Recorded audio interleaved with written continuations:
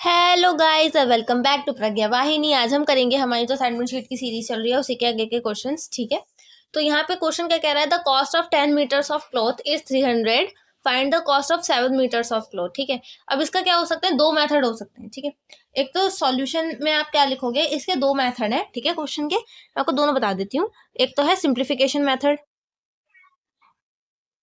Simplification क्या होती है कि आप किसी भी चीज को सरल करते हैं, सरलीकरण। ठीक है, सरलीकरण।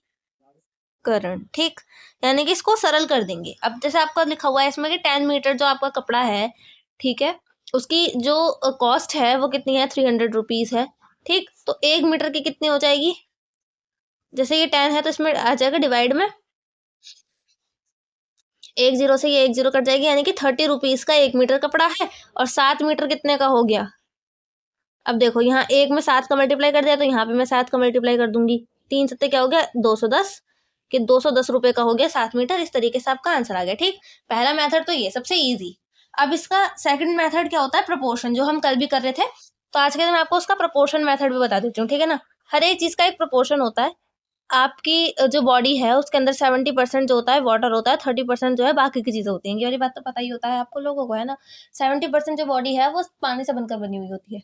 ठीक, और बाकी चीजें 30% है। तो इसी तरीके से प्रपोर्शन है हर चीज का। ठीक है, हमारा जो जितना भी हमारा वायुमंडल है उसके अंदर कितनी परसेंट ऑक्सीजन है, 21% ऑक्सीजन है, बाकी बाकी सब चीजें हैं।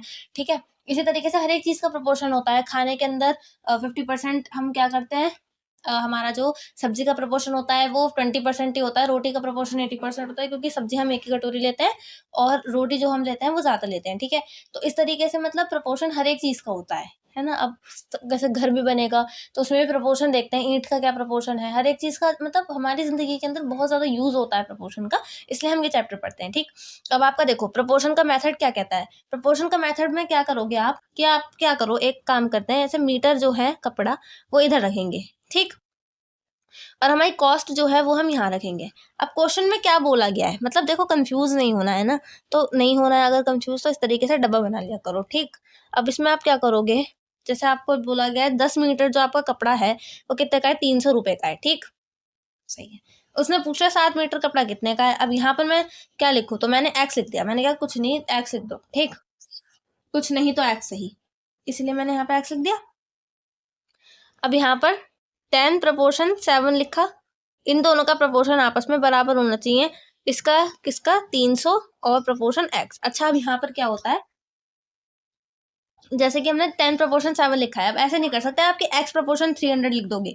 जो चीज आपने आगे लिखी है उसी का प्रपोर्शन आगे लिखेंगे, जो चीज पीछे लिखी है उसी का प्रपोर्शन पीछे लिखेंगे, वरना आंसर क्या हो जाएगा, गड़बड़ हो जाएगा। ठीक है, तो यहाँ पे क्या हो जाएगा, 10/7 हो जाएगा। ये ऊपर वाला ऊपर, पीछे वाला नीचे।